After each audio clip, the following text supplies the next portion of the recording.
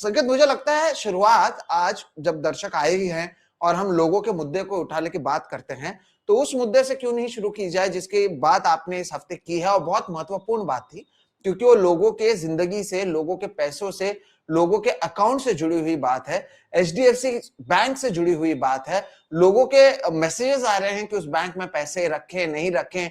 लोगों में बहुत सारा कंफ्यूजन है और क्योंकि आपने इस मुद्दे को उठाया है, हम इसी से शुरुआत करते हैं। हो क्या रहा है, क्या अब तक पता चल पाया है, अगर इससे हम शुरू करें? जी बिल्कुल सोहित, ऐसा है आज की डेट में जो तेल और दुनिया जहां की और चीजों की वजह से जिसके बारे में बात नहीं हो रही है वो है 12 करोड़ कंज्यूमर बेस और खाता धारकों का इस देश का सबसे बड़ा प्राइवेट बैंक और इस देश का दूसरा सबसे बड़ा बैंक। एसबीआई सबसे बड़ा है, सेकंड इज एचडीएफसी। एचडीएफसी में क्या कोई धांधली हुई है? एचडीएफसी में मेरा यानी कि खाता धारक का जो अकाउंट है और जो अलग अलग इंस्ट्रूमेंट्स हैं जिसमें मैंने पैसा रखा हुआ है, क्या वो सुरक्षित है या नहीं है?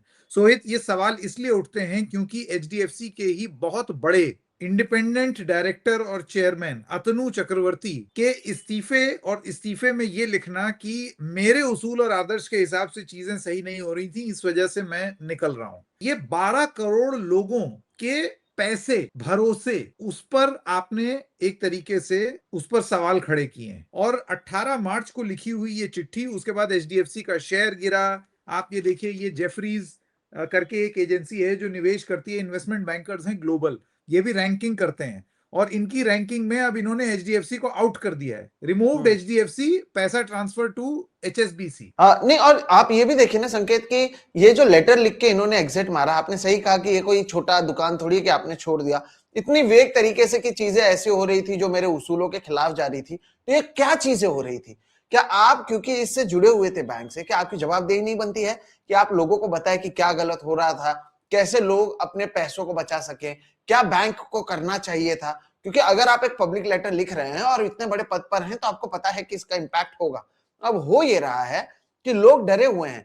कई लोग मैसेजेस कर रहे हैं कि बैंक में पैसे रखें, नहीं रखें, निकालें, नहीं निकालें।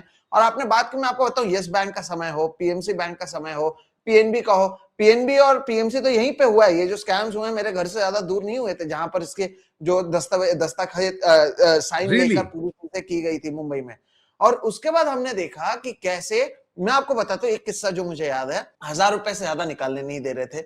अपने माँ बाप का लाइफ इंश्योरेंस किसी को भरना था और उसे पता था कि आगे जाके कोई ऑपरेशन हो सकता है, जरूरी है, कई सालों से वो भर रहा है, उसके लिए पैसे नहीं है।